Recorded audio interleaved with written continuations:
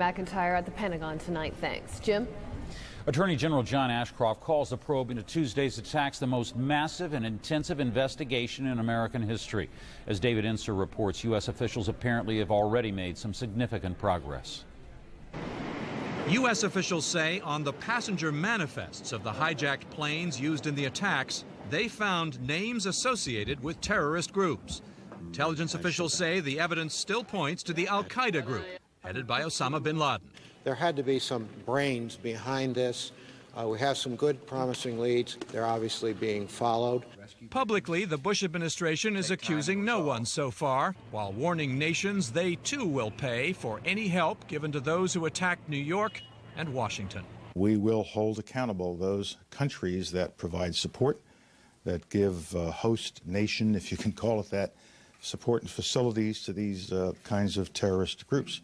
Afghanistan's Taliban government has long offered haven to bin Laden, but U.S. officials say they have no evidence thus far of any state directly assisting the attacks in New York and Washington.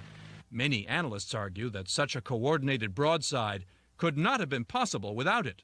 Osama bin Laden represents a complete terrorist network. He will have one or more state sponsors, countries that he's either based in or working in collusion with. There'll have been passport support, communication support. One thing I think that ought to make us a bit suspicious about whether bin Laden was involved in it alone or not is that he goes to great lengths to advertise himself. And when you see something like that, you begin to wonder whether or not there may be an effort to draw our attention solely to him, to the neglect of someone who may be his principal contractor. If there was state support, a number of terrorism experts point to Iraq as the most likely suspect. A statement from President Saddam Hussein on Iraqi television said, quote, "The United States reaps the thorns that its rulers have sown in the world."